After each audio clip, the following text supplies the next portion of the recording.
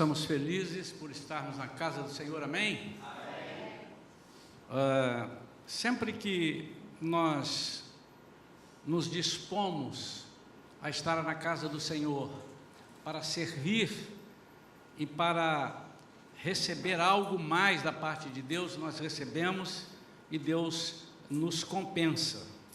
Por isso é importante que todas as vezes nós nos preparemos para estar na casa do Senhor. Assim como o jogador de um clube, ele faz uma preparação, se concentra antes. Eu tenho dito para a nossa igreja que o sábado já começa a nossa preparação para estarmos na casa do Senhor, orando pelos pregadores, para que Deus dê a palavra, para que Deus dê a mensagem, porque a Bíblia diz que a palavra é alimento para nós. Então, se nós não recebermos o alimento, nós ficaremos raquíticos.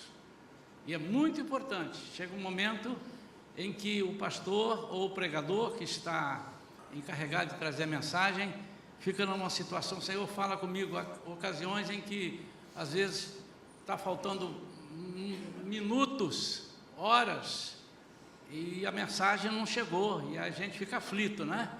Isso é uma forma que Deus também usa para que nós nos aproximemos mais dele. Eu quero pedir que os irmãos abram suas Bíblias no livro do profeta Daniel, no capítulo 10.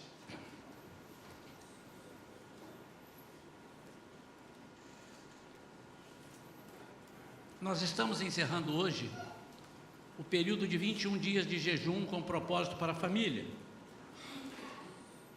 Obviamente que não é só este propósito, esse foi o foco central, mas tudo que envolve a família, às vezes o relacionamento, mas também às vezes a parte profissional de alguém, relacionamento de pais com os filhos, saúde, seja o que for, mas também outras coisas, a sua fé tem andado esmorecida, você tem andado um pouco triste a respeito das coisas de Deus que você não compreende, ou que Deus não te deu resposta. Então, nós nesses 21 dias oramos, estudamos, todos os dias recebíamos um texto, e hoje eu quero falar sobre esse tema. Acabou o jejum, e agora? Ao contrário do que muita gente pensa, o jejum é algo que vai só nos encorpando mais, empoderando, em termos de conhecimento daquele que nos dirige. Daniel é um desses profetas tremendos que pagou um preço e por muitas vezes foi bem afrontado e colocado à prova, mais de uma vez, e Deus o tempo todo o honrou. Mas ele fazia jejuns constantes, ele tinha uma forma de se relacionar com Deus que era tremenda, e até hoje a gente usa isso como exemplo. Capítulo 10 diz assim: no terceiro ano de Ciro, imperador persa, Daniel, também conhecido por Beltesazar, em aramaico, esse era o nome dele em aramaico, recebeu uma revelação divina. A profecia era verdadeira e falava de tempos hostis e guerras. Vê se a gente não está bem atual nesse texto, irmãos. Na visão que teve, ele compreendeu bem a mensagem que segue. E aí vem a mensagem. Eis que naqueles dias eu, Daniel, estava chorando por 3 semanas inteiras. Não comi nada que me parecesse agradável, nem carne, nem vinho entrar na minha boca, nem me ungi com óleo, até que se cumpriram as 3 semanas completas. No dia 24 do primeiro mês, eu me encontrava em pé junto à margem de um grande e rápido rio, o Tigre. Olhei para cima e diante de mim estava um homem vestido de linho, com um cinto de ouro puríssimo na cintura. Seu corpo brilhava como o berilo e outras pedras preciosas, o rosto iluminado como o relâmpago, os olhos como tochas acesas, os braços e as pernas reluziam como bronze polido e sua voz soava forte e grave como o barulho das multidões. Só eu, Daniel, contemplei aquela visão. Os homens que estavam na minha companhia não a conseguiram ver. Foram acometidos de tanto pavor que fugiram apressadamente do local e se esconderam. Assim fui deixado a sós, admirando aquela grande visão, e me senti enfraquecido, trêmulo e muito pálido, e quase desfaleci por completo. Então, eis que ouvi a voz das palavras do anjo, e ouvindo o som do que dizia, perdi os sentidos. Entrei em um estado de êxtase e caí de bruços com o rosto em terra. Em seguida senti que a mão de alguém tocou em mim e me ajudou a levantar. Mas meus joelhos e mãos tremiam muito. E o anjo me disse: Daniel, tu és um homem muito amado. Presta, pois, toda atenção à palavra que vou te comunicar. E levanta-te, porquanto eu fui mandado a ti. Assim que ele me exortou, eu me coloquei em pé, ainda tremendo. E o anjo prosseguiu me exortando: não temas, caro Daniel, porque as tuas palavras foram ouvidas, sim, desde o primeiro dia em que aplicaste humildemente o teu coração, a fim de buscar entendimento diante do teu Deus. As suas orações foram ouvidas, e eu vim em resposta ao teu clamor. Mas o príncipe do reino da Pérsia me resistiu durante 21 dias. Então Miguel, um dos príncipes supremos, veio me ajudar a vencer o inimigo, porquanto não pude mais continuar ali com os reis da Pérsia. Pai, fala conosco, Senhor, através da Tua palavra santa, verdadeira, fiel, poderosa. Dá-nos sabedoria. Queremos ler o céu agora, Pai.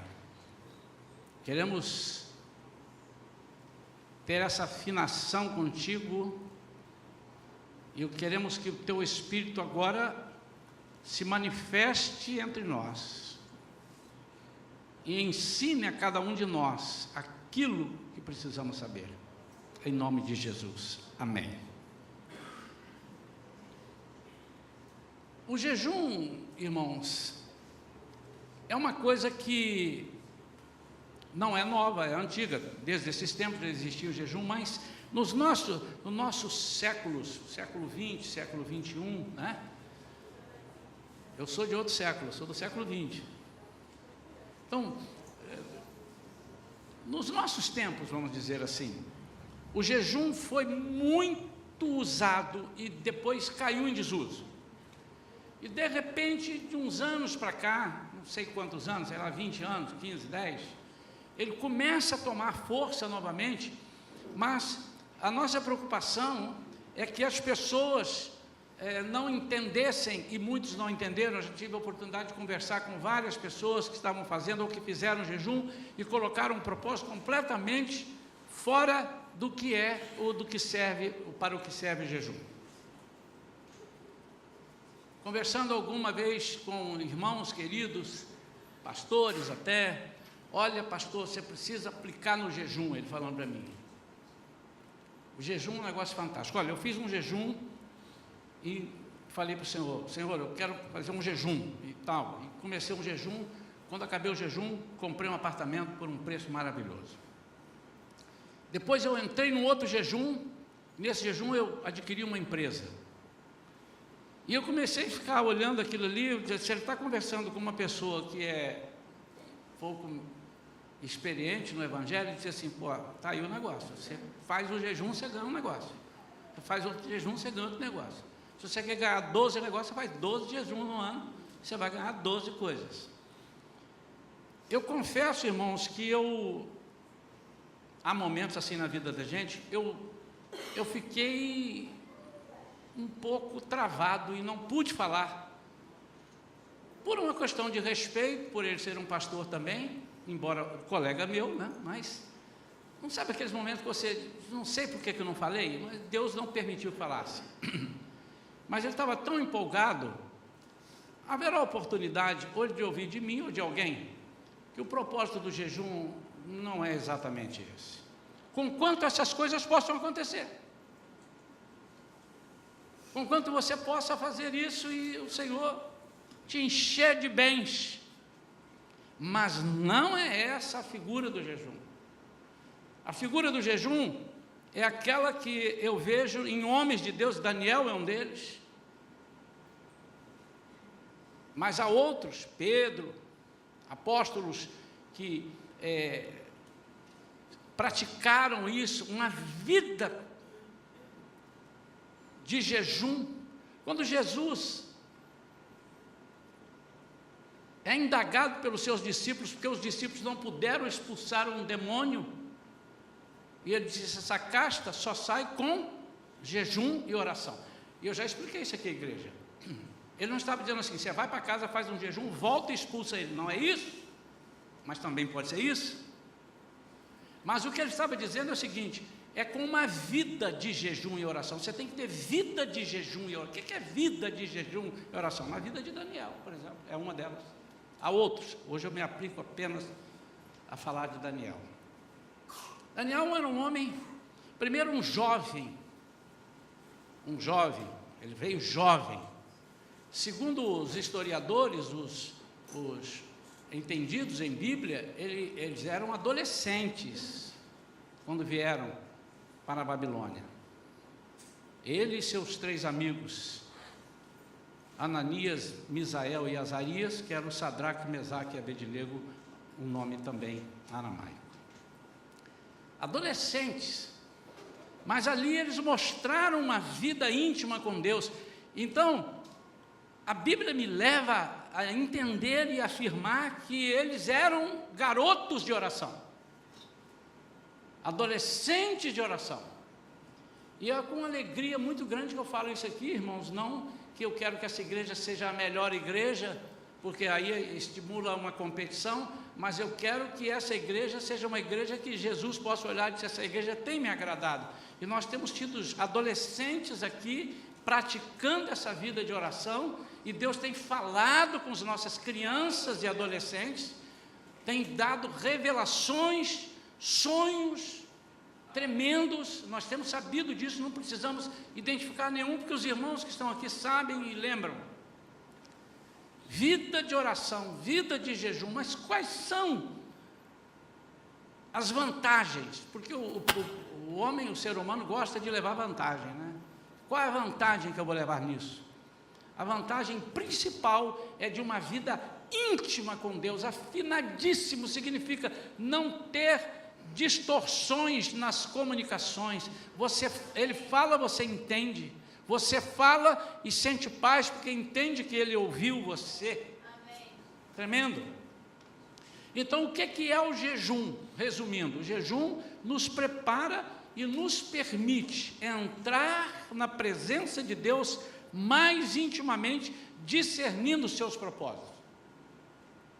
Note que Daniel entra na presença de Deus, Deus fala com ele pessoalmente, mas ele é íntimo, mas ele tem uma reverência, um negócio que ele ficou assustado. Ele sabia que era Deus, ele sabia que tinha algo especial. Ele se desfalece, ele cai, como aconteceu com João na ilha de Pátimos também. Então o jejum não te dá liberdade com Deus, é diferente. E essa liberdade é perigosa quando nós começamos a entrar e mandar em Deus. Eu fiz o jejum, vou fazer um jejum agora. Fica tranquilo, 6 dias para comprar aquela casa ali, deixa eu calcular aqui, 7 dias e meio.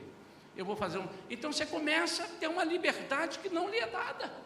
liberdade de determinar para Deus o que Ele vai fazer.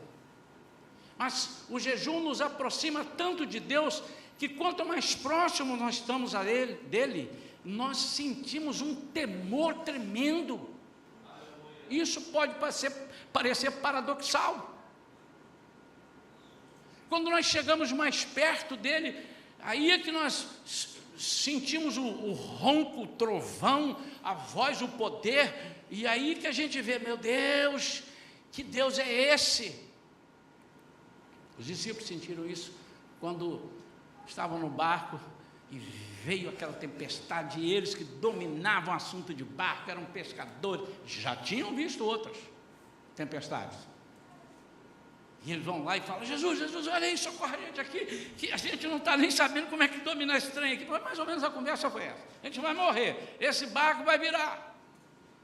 E Jesus, o vento, a água, e eles disseram, quem é este? A Bíblia diz que eles ficaram atemorizados. Quem é este?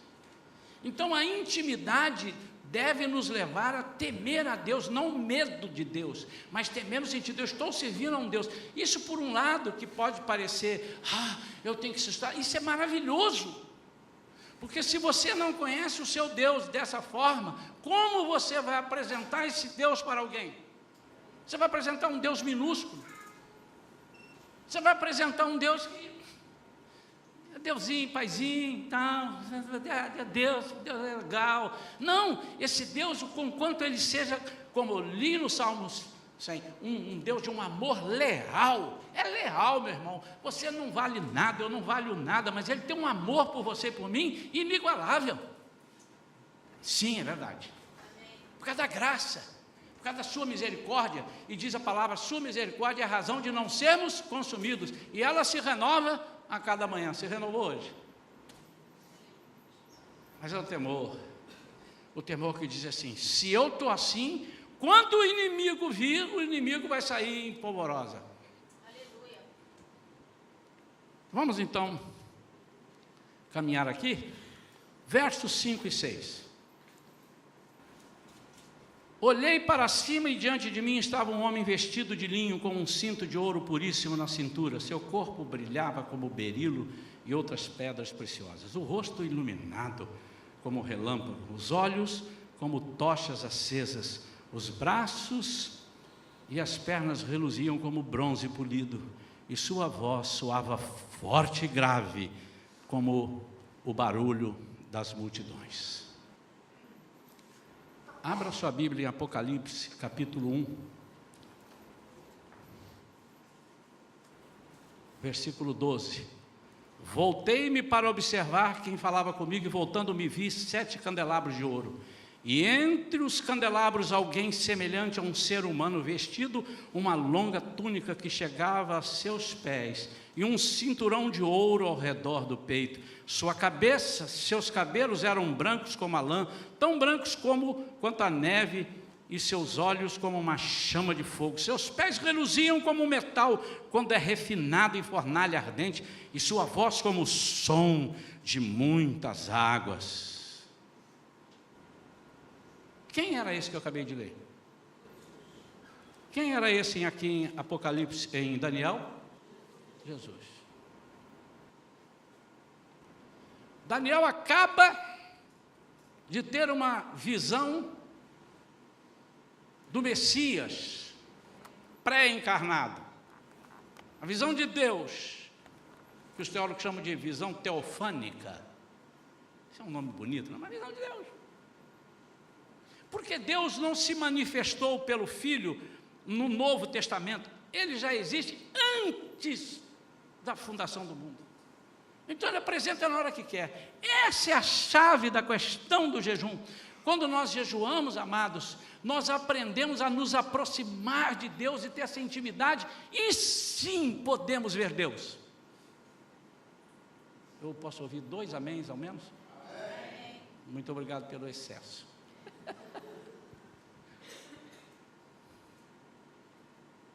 Eu não quero que você levante a mão, mas eu vou perguntar e você responde aí com você mesmo. Quantos puderam ver Jesus nesses 21 dias? Em algum momento você ali estudando ou falando, ou nem fazendo uma coisa nem outra, mas andando, você sentiu uma mão te segurando e disse: essa foi Jesus. Então, primeiro, ele tem o objetivo de nos abster, de nos fazer abster das coisas terrenas e enxergar as coisas espirituais mais nitidamente. Quanto mais nos dedicamos à oração e ao jejum, menos importantes se tornam as coisas materiais. Amém. Com isso, elas deixam de encobrir as revelações de Deus para nós. O apóstolo Paulo, quando ele começou, eu estou falando do apóstolo Paulo, irmão, não estou falando de qualquer pessoa, não. No sentido de cultura da Bíblia. É um homem que sabia tudo de Bíblia. Mas só depois que ele tem esse encontro com Jesus, é que ele vai dizer: as coisas que eu tinha como importantes, agora são esterco. As parábolas de Jesus sobre o reino e sobre encontrar com ele dizem: o reino é semelhante a um homem que estava num campo caminhando, de repente ele achou uma pérola ali, ele vai e vende tudo que tinha, tudo, e compra aquele campo. Por quê? Porque ele falou assim: agora o mais importante é isso. Não que ele não possa ter outras coisas, é questão de valorização. Onde está? E quando nós chegamos nesse patamar, é um patamar, você começa a perceber que nós não temos volta, ou não devemos ter volta, nós não podemos descer. Estou lá embaixo, estou precisando fazer outro jejum, sabe? Para quê? Para eu me aproximar de Deus. Não, você está errado em alguma coisa. Ou primeiro você não se aproximou, ou se aproximou e voltou tudo ao normal e você foi lá para o lixo, foi para as coisas que não devem ir. Eu vou repetir, irmãos, o jejum não te leva a deixar de ter seu carro, sua casa, sua passagem, sua vontade de viajar. Não. É valorizar Deus e saber que todas as coisas juntas não valem a presença de Deus na sua vida. E que com a presença de Deus na sua vida, todas as coisas serão acrescentadas. É um negócio meio de doido, né? Verso 7. Só eu, Daniel, contemplei aquela visão. Só eu. Somente Daniel viu aquela visão. O jejum correto nos leva a ver coisas sobrenaturais, que nem todos conseguem ver. Pode ser que alguém com testemunho, alguém que vai ainda falar, vá dizer alguma coisa aqui e alguém diga assim: mas que exagero, meu Deus, que fanatismo. Sabe por quê, irmão? Ele pode até ter visto, eles vão ver, alguma coisa aconteceu, os seus companheiros então não viram a visão, mas eles ficaram atemorizados. Epa, o que está acontecendo aqui? Tem um negócio. Eles sentiram, mas não sabiam o que era. Só ele, Daniel, porque ele é que estava em jejum. Obviamente, irmãos, eu não estou dizendo assim: se você não fizer jejum, você não é servo de Deus. Lógico que não. E antes que algum incauto navegante possa sair por isso aí, levando essa pregação, dizendo que o pastor Isaías disse isso, e fazer discípulos que eu não estou fazendo, ou me criticar por uma coisa que eu não estou falando, eu estou dizendo: não é isto. Como também não é o batismo com o Espírito Santo que te leva à salvação. Mas o batismo no Espírito Santo, sim, te dá capacitações que quem não tem o batismo não tem essas capacitações. Mas isso é a Bíblia que diz. A pastora, eu não concordo. Arranca a página da Bíblia. Tem coisas na Bíblia, irmão, que não dá para discutir. Aliás, nada dá para discutir. A Bíblia é a Bíblia, né? Eu digo. Mas tem coisas que não tem argumentos. É isso que eu estou querendo dizer. Você pode argumentar numa coisa ou noutra. Então é isso. Somente ele viu. Há coisas, irmãos, que quando nós estamos em jejum, ninguém vê. E muitas vezes, nem toda a família está fazendo jejum, mas é importante que, quem sabe, até faça uma alternância, né? Eu faço essa semana, eu vou fazer jejum de novo. Aí a Vera disse: olha, eu não posso fazer jejum essa semana, porque eu estou passando muito mal, não sei o quê, e o jejum, irmãos, não é para você passar mal. Jejum não é para você ficar um fanático. Pessoas que dependem de uma série de tratamentos, não é isso? Então eu vou fazer jejum, eu vou cobrir toda a minha casa. E as pessoas que não fizeram precisam saber, tem jejum aqui, tem poder aqui. Os colegas dele não viram a visão, mas viram que estava acontecendo alguma coisa diferente. Quando nós fazemos isso de coração, irmãos, nós estamos buscando assim, eu quero ler o céu. Eu quero ler o céu, eu quero entender como é bom, irmãos, quando nós sentimos paz nas decisões que nós temos que tomar. E como é que você sente paz? Falando com Deus. E como é que você sente paz falando com Deus? Ouvindo a voz dele, te dando retorno. Mas como, se você nunca se aproxima dele? E para se aproximar dele, não é preciso parar de comer. A gente faz isso para dizer o seguinte, porque também parar de comer não significa jejum, senão a África, lá, alguns países eram campeões de jejum. Não é isso. É enquanto você abre mão das coisas materiais, você se agarra às coisas espirituais. É disso que eu estou falando. É oração. Não adianta você ficar sem comer e não orar. Por isso que Jesus disse, é uma vida de jejum e oração, não de jejum. Verso 8, assim fui deixado a sós, admirando aquela grande visão, e me senti enfraquecido, trêmulo e muito pálido, e quase desfaleci por completo. Sabe o que acontece aqui, irmãos? Não é fome aqui. Ah, pastor, eu passei mal. Você passou mal porque você fez um jejum errado, talvez, não sei. Mas essa aqui não estou me referindo a este tipo. Eu fiquei fraco, pastor, eu fiquei fraco, meu potássio caiu, tive que comer 12 bananas de uma vez. Não é isso que eu estou falando. Esse enfraquecimento aqui eu chamo de, isso é uma linguagem minha, tá, irmãos? É uma transfusão de forças.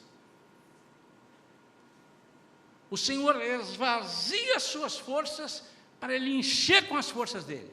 Então, no momento que Ele esvazia as suas forças, você colocou aquele boneco assim, fica no chão. Aí Ele vem e injeta.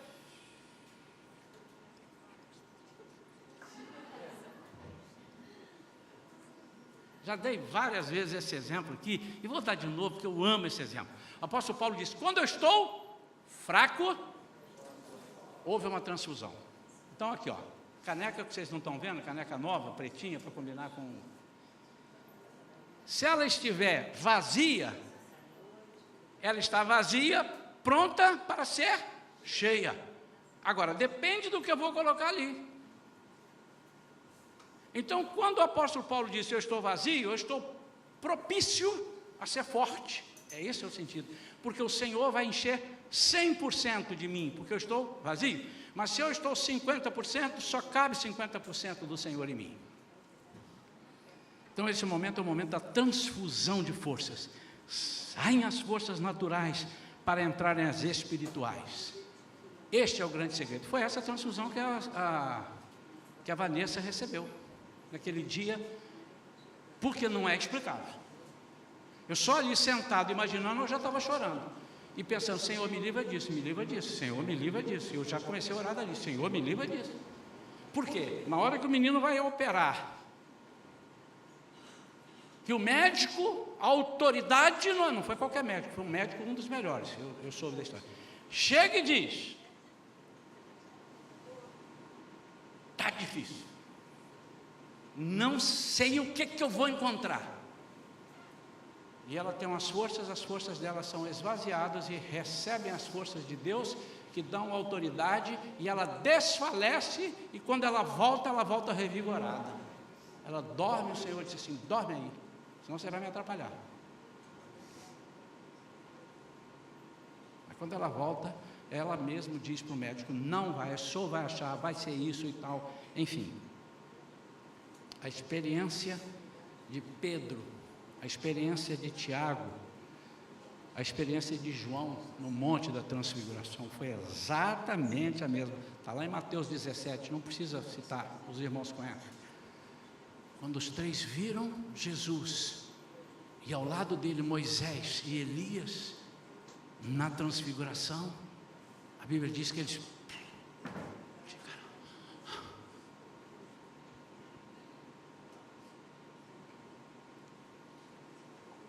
No Pentecostes, os judeus não cristãos disseram assim: esse povo está bêbado. Como é que eles podem, a essa hora do dia, estar bêbado?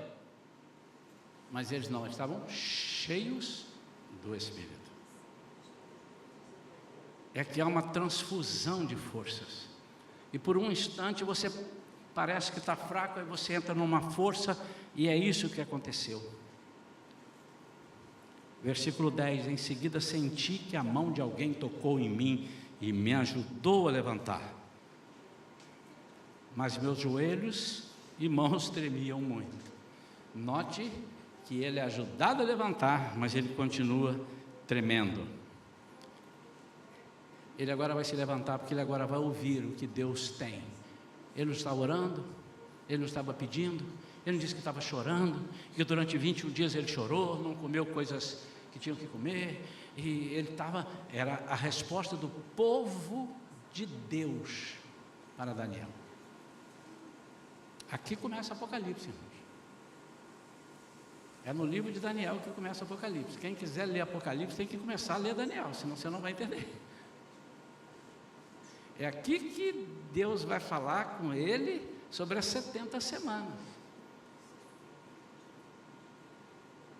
das quais 483 anos já foram cumpridos, são 490 anos, faltam 7.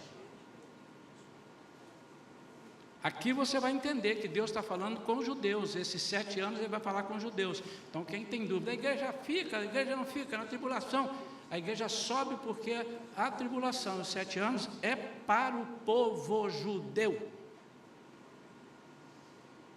É aqui, vai continuar lendo que você vai ver. Agora Deus vai revelar qual é o jejum, o propósito de jejum, irmãos. É que nós estejamos afinados com Deus e saibamos discernir aquilo que Deus tem e quer para nós. Mas não para a minha vida, mas para o povo que Ele quer que eu fale. Por que eu estou aqui? Para que eu estou aqui, se não para isso? É por isso que às vezes nós não entendemos jejum. Por isso, irmãos, que às vezes você não tem paciência de evangelizar, porque você não tem nada com a vida dos outros. Cara chato, eu vou falar, o cara me dá uma cortada, ninguém merece. Mas se você estiver num jejum, você vai entender que Deus está falando: eu te mandei lá. Você vai entender que Deus de repente levanta homens e mulheres, como levantou aqueles missionáriozinhos que vieram aqui, e já mandaram até um relatório de um monte de coisas.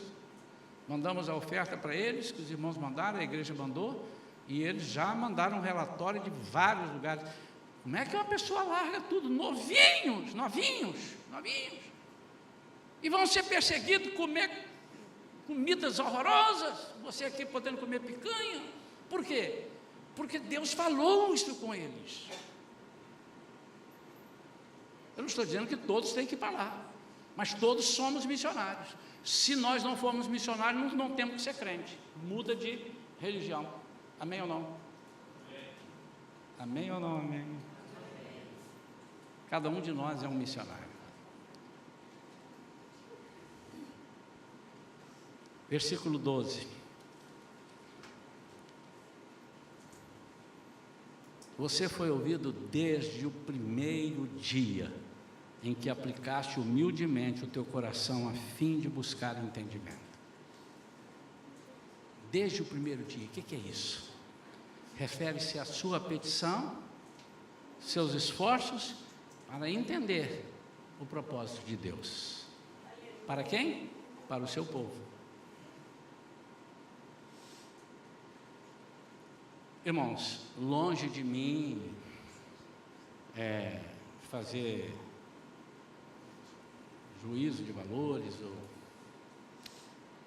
Mas eu sei que pode ter alguém, é natural que tenha, não seria normal, mas é natural que tenha, que fez o jejum do 1 a 21 e para ele não mudou muita coisa. Ele apenas falou: olha, eu fiz o jejum, emagreci 3 quilos. Serviu para alguma coisa, né? Sim, por quê? Eu vou te dizer por quê, sem medo de errar. Porque no primeiro dia que ele começou, ele não começou com o propósito que ele tinha que começar. Senhor, eu vou entrar nesse jejum porque eu quero te ouvir. O Senhor vai falar comigo. E fala que teu servo ouve. Eu quero ouvir a tua voz. Então ele diz assim: você foi ouvido desde o primeiro dia, porque aplicaste humildemente o teu coração. Diz: Senhor, eu não sou ninguém. Esse jejum é para demonstrar que eu não sou ninguém. Eu quero conversar contigo e eu quero que o Senhor fale comigo. Então, finalizando, para que serve o jejum? Por que essa igreja já fez 2 esse ano? Um de 40 dias e esse de 21. Primeiro, devemos fazer o jejum com o coração aplicado e humilde em entender a Deus. E quando nós entendemos, não desce. Você vai subindo na escola, vai crescendo. Quando você chega na faculdade, assim: agora eu quero voltar lá para o fundamental, ou para não sei para onde. Como é que chama hoje? Primário, ginasial, pronto, na minha época. Eu quero voltar para lá. É assim? Não. Agora eu quero fazer uma pós. Agora eu quero fazer um doutorado. Eu quero fazer um mestrado, seja o que for. E é isto, exatamente isto que nós estamos propondo para a Igreja Shalom. Você que pôs a mão no arado, não olha mais para trás. É isso, a Bíblia diz, irmão. Está cheio de exemplos. Você que chegou num patamar, não volte atrás. O apóstolo Paulo disse que todo dia ele se esmurrava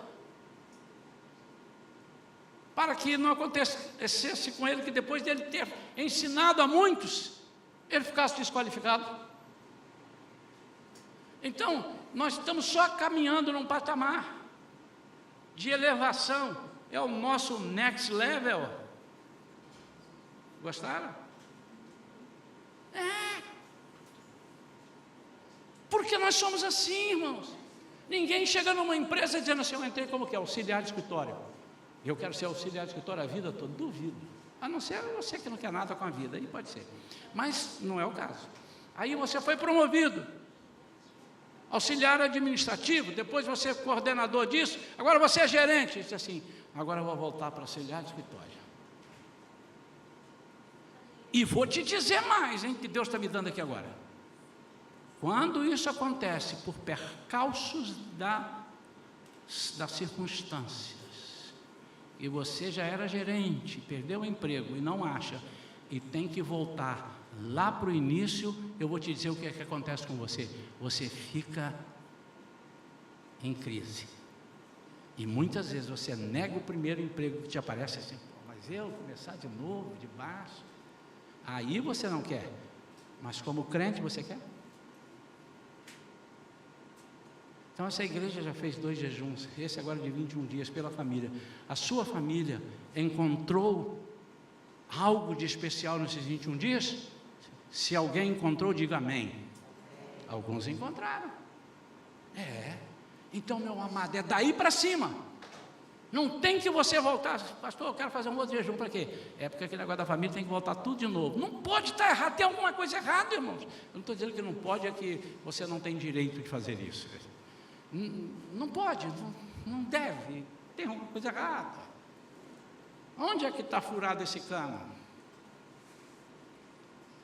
Segundo, há um mover contrário a nós. Mas você não tenha dúvida. Versículo 13 diz assim: mas o príncipe do reino da Pérsia me resistiu durante 21 dias. O anjo falando comigo. Então Miguel, um dos príncipes supremos, veio me ajudar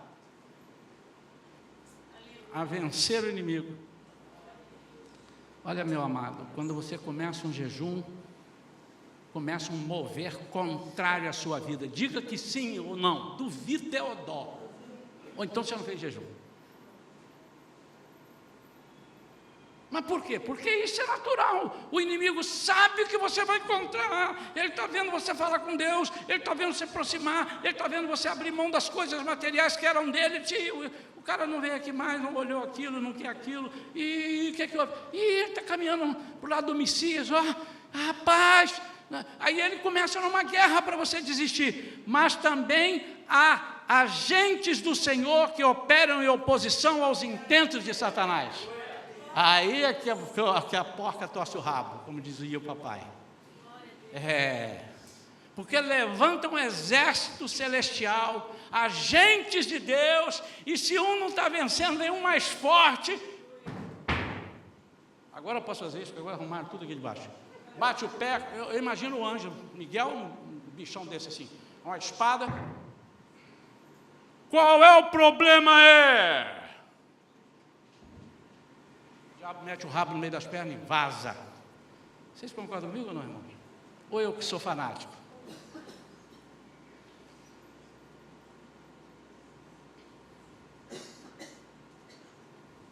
Eu estava um dia numa crise, mas uma crise, irmãos. Eu morava lá no Sapê ainda, há muitos anos atrás. Eu estava chorando, eu não sabia o que resolver. Eu tinha uma situação para resolver, mas não sabia como é que eu fazia. Eu já tinha orado, eu já tinha feito tudo, mas eu não estava vendo a resposta. Me liga um pastor, amigo. Pastor, eu te liguei hoje para dizer que Deus é contigo, hein? Amém, irmãos? Quase que eu falei, poxa, Deus é comigo, mas ele não sabe de nada. Aí ele falou mais algumas coisas, eu falei, realmente eu estou passando, rapaz, um pedaço aqui, ele nem quis saber muito o que é. Ele falou assim, pastor, abre a janela aí da sua cozinha, que ele conhecia, e grita lá para fora, isso assim, assim. Aí eu fiz, abri a janela, ó, para lá, Satanás. Não foi isso? Para lá, do lado de lá. Quem era que estava falando? O anjo do Senhor. A boca era minha, mas nessa hora veio Miguel.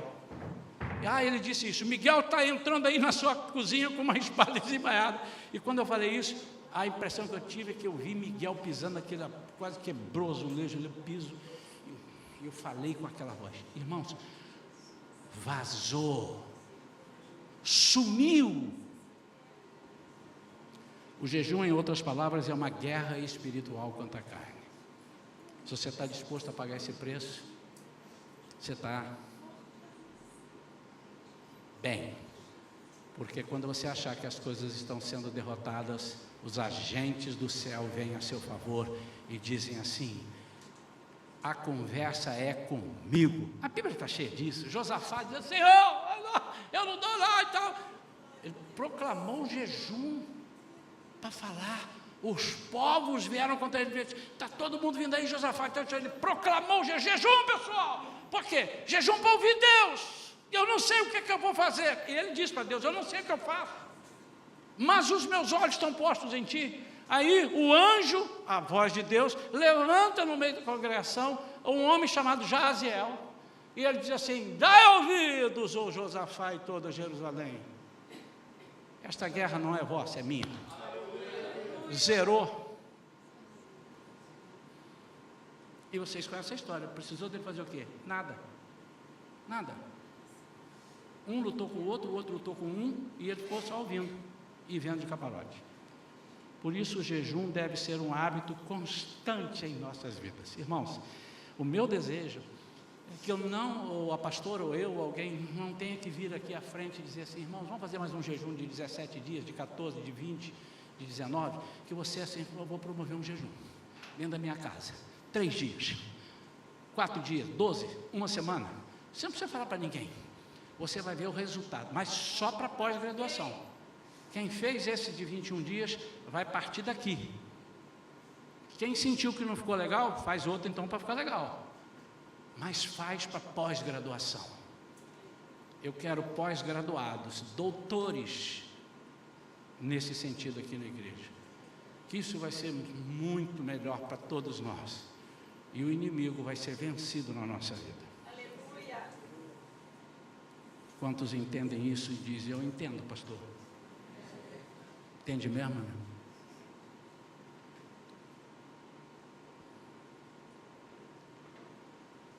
Você entende que quando você se aplica isto, Você está tão ocupado nisso que você esquece das outras coisas? E que quando você esquece das outras coisas, o Senhor diz: eu vou cuidar?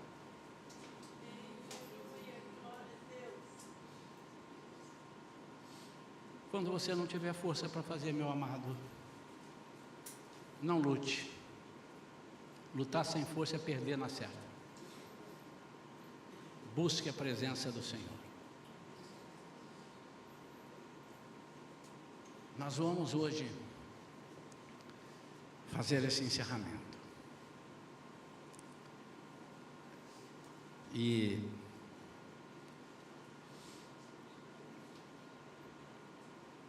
alguns esqueceram, não puderam, ou não tiveram tempo, mas também falhamos em não ficar lembrando aos irmãos. Mas alguns poucos irmãos mandaram a selfie deles em casa, no momento da leitura, da aplicação da palavra. Eu gostaria que toda a igreja aqui, nós tivéssemos aqui 30, 40, 50, que são isso, a quantidade de famílias que nós temos, famílias, tivéssemos aqui para mostrar. Não para mostrar e aparecer, mas para incentivar. E para dizer que Deus tem nos guardado até aqui, Ele nos ajudou. E nós somos vencedores por Ele. Mas alguns irmãos mandaram. E nós ficamos felizes, publicamos. Teve irmão que tentou mandar ontem, mas já estava pronto o vídeo, não dava para fazer, porque não é feito assim na hora no celular, é feito em outro lugar. Eu peço perdão aos irmãos que mandaram ontem ou anteontem, não deu tempo, não é? Mas consideramos que está ali também naquela foto, ou estão ali esses irmãos. Então nós queremos mostrar esse vídeo agora, os irmãos continuam nesse espírito. Por favor, agora eu pediria que nós fechássemos o cerco, porque a seguir nós vamos convidar todo o povo para nós, os que fizeram jejum naturalmente, para nós virmos ao altar e entregar o jejum. Vai aglomerar de pessoas aqui, vai subir no altar, vai ficar aqui embaixo, nós vamos entregar no altar de Jesus. Você vai poder vir deitar no altar, ajoelhar no altar, fazer o que você quiser, mas com reverência. Você vai se prostrar no altar. Daniel caiu com o rosto em terra. Então não é nenhuma heresia você chegar aqui no altar e deitar com... Não. Isso é bíblico. Agora depende de como você faz. Pode ser que você esteja aqui em pé também, parece que está reverente, está no outro mundo. Eu quero chamar a igreja para nós entregarmos juntos aquilo que começamos juntos, proclamando a vitória na nossa vida.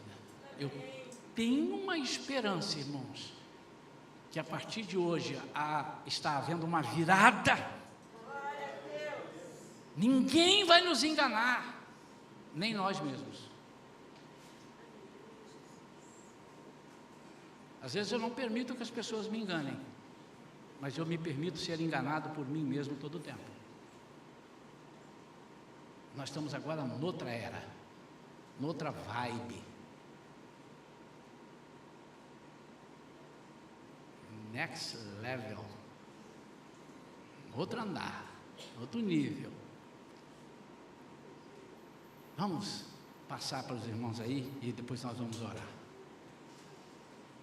Quem não estiver enxergando pode ficar em pé para enxergar, não tem problema não.